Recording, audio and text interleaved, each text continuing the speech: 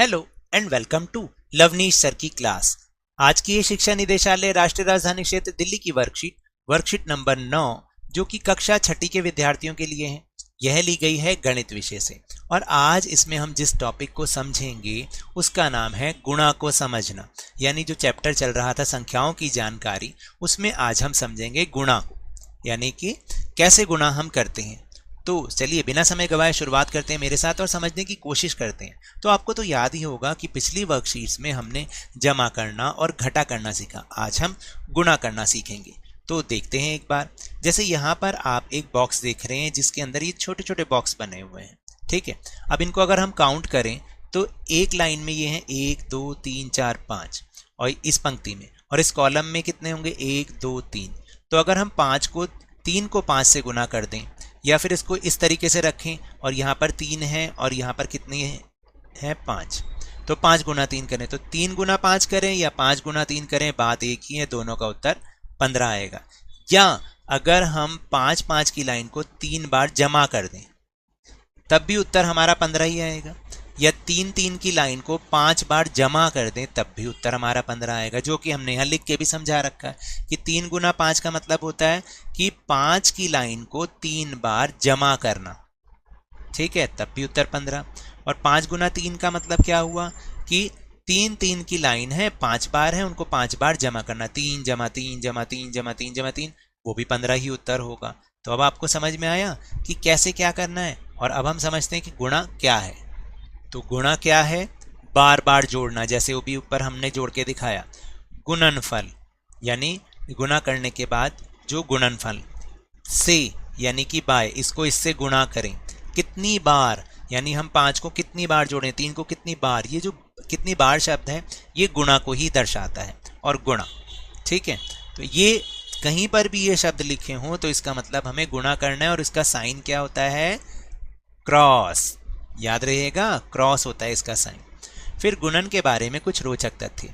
देखिए, यदि कोई संख्या 0 से गुणा की जाती है तो गुणनफल हमेशा 0 हो जाता है। यानी कोई भी संख्या को जिसको आप 0 से गुणा करोगे तो उत्तर हमेशा 0 आएगा। जैसे 2 गुणा 0 0, अगर मैं लिखूं 1000 गुणा 0 तब भी 0 होगा, है ना मजेदार बात। फिर किसी संख्या और 1 को अगर हम आपस में गुणा करें तो उनका गुणनफल स्वयं वही संख्या होता है। यानी किसी भी संख्या को अगर हम 1 से गुणा करें तो वही संख्या उत्तर आ जाएगी। जैसे 5 गुणा 1 उत्तर आ जाएगा 5। अगर मैं करूं 100 गुणा 1 तो उत्तर आ जाएगा 100, 100 एकम 100, तो वही संख्या वापस आ जाएगी 1 से गुणा करने पर। और अगर किसी संख्या को 10 से, 100 से या 1000 से गुणा करें तो हमें क्या करना पड़ता है? हम उतने ही शून्यों के साथ वही संख्या लिख देते हैं। ये बहुत आसान सी ट्रिक है। जैसे 23 को 10 से गुणा करना, तो गुणा मत करके देखो, पहले 23 लिख दो और 10 में कितनी जीरो होती है? 1 जीरो, तो उत्तर में भी 1 जीरो लगा दो, 230 उत्तर बन जाएगा। 456 को 100 से गुणा करोगे तो उत्तर में पहले ही 456 लिख दो, और 100 में कितनी जीरो होती है? 2 जीरो, तो 2 जीरो अपने आप से भी लगा दो। तो यही इसका उत्तर होगा, चाहे आप गुणा करके भी देख लो। 738 को 1000 से गुणा करोगे तो पहले 738 लिख दो, और 1000 में कितनी जीरो होती है? 3, तो उसके बाद 3 जीरो, और इस तरीके से गुणा करके देखने की जरूरत नहीं। तो है ना मजेदार बात। चलो अब हम कुछ और उदाहरणों की सहायता से इसको समझते हैं। 123 और 321 को उसका गुणनफल ज्ञात कीजिए। गुणनफल यानी गुणा करना है, इतना तो पता है। करना कैसे? बहुत आसान है, ध्यान से समझना। 123 को ऊपर रखा, 321 को नीचे रखा। अब गुणा करना है। गुणा करने के लिए हमें पहाड़े याद करने बहुत जरूरी है, कम से कम 20 तक नहीं तो 10 तक तो जरूर पहाड़े याद करो। 123 ऊपर रखा, 321। अब आपको करना क्या है? हर एक संख्या को ऊपर वाली संख्या से गुणा करना है। पहले 1 को सबसे गुणा करना है, तीनों से, फिर 2 को करना है, फिर 3 को करना है। हमेशा सीधे हाथ से चले करो। तो सबसे पहले जब हम 1 को 3 से गुणा करेंगे तो उत्तर आएगा 3, 1 तिया 3, 1 दूनी 2 और 1 एकम 1। जब आप 2 से सबको गुणा करोगे तो उत्तर में पहले ही अपने आप 1 जीरो लगा दो। 2 तिया 6, 2 दूनी 4 और 2 एकम 2।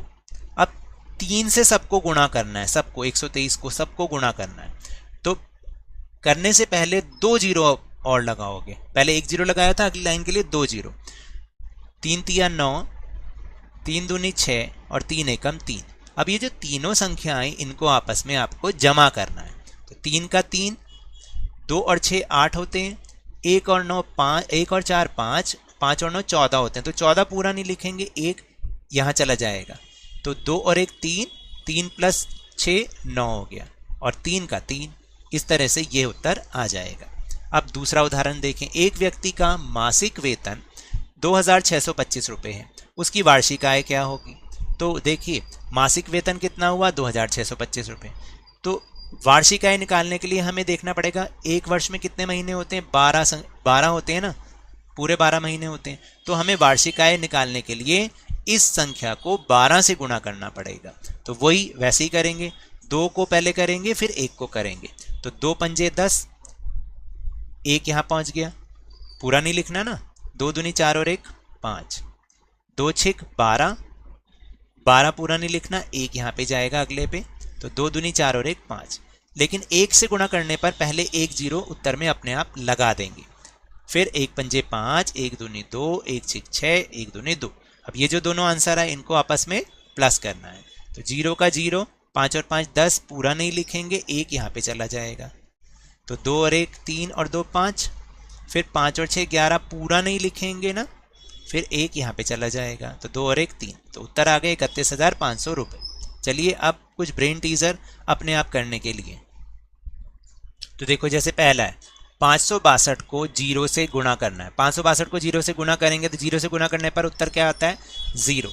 फिर 8741 को 1 से गुणा करना है, तो 1 से गुणा करने पर वही संख्या दोबारा आ जाती है, तो इसका उत्तर यही बन जाएगा। अब 546 को 100 से गुणा करना है, तो पहले 546 लिख दो, समझाया था, और 100 में कितनी जीरो, 2 0 2 0। फिर 541 को 1000 से, तो 541 लिख दो, और 1000 में कितनी जीरो, 3 0 3 0। ये इसका उत्तर हो जाएगा। तो अब दूसरा प्रश्न, 4851 और 254 का गुणनफल ज्ञात कीजिए। आप इसको इस तरीके से लिख लेगा, और क्या कीजिएगा कि पहले 4 को सबसे गुणा करना है। तो 4 एकम 4, 4 पंजे 20, 20 पूरा नहीं लिखते, हासिल पहुंचेंगे 2, 4 अट्ठे 32 और 2 34, हासिल पहुंचेंगे अगले पे 3, क्योंकि पूरा नहीं लिखना ना, जब तक आगे संख्या हो तो पूरा नहीं लिखते। 4 चौक 16 और 3 19, ठीक है।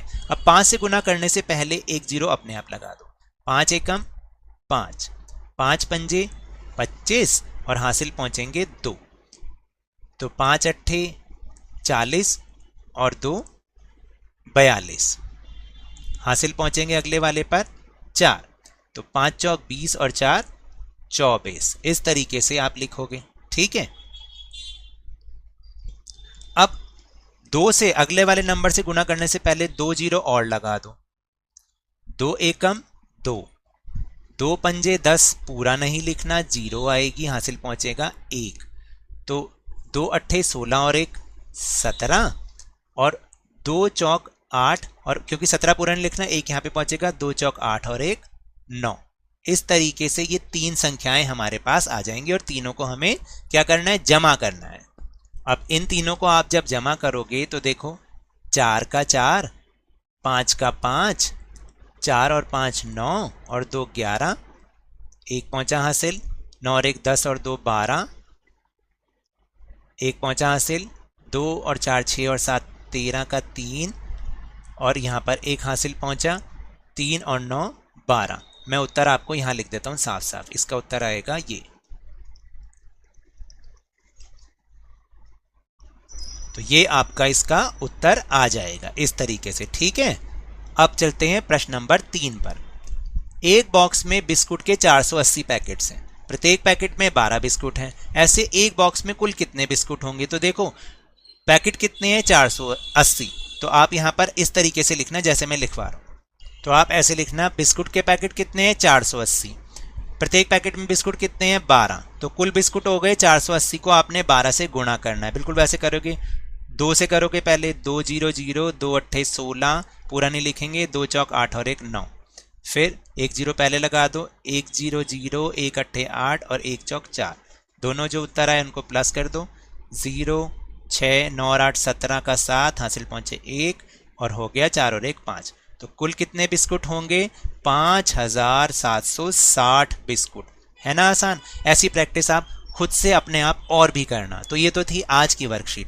अगर मेरे इस तरह समझाने से अब आपको समझ में आ रहा है तो इस चैनल को लाइक कीजिए, शेयर कीजिए और सब्सक्राइब कीजिए और जल्दी से जल्दी से 50K यानी 50,000 तक पहुंचा दीजिए। लेकिन याद रखिएगा, बाहर निकलते समय मास्क अवश्य लगाएं और अपने हाथों को नियमित रूप से साबुन और पानी से धोते रहिए। और अपनी बारी आने पर कोरोना की वैक्सीनेशन अवश्य कराएं, क्योंकि कोरोना को हराना है और जिंदगी को एक बार फिर से सुहाना बनाना है। और उसके बाद अरे भाई, स्कूल भी तो जाना है। इसी उम्मीद के साथ बहुत बहुत धन्यवाद।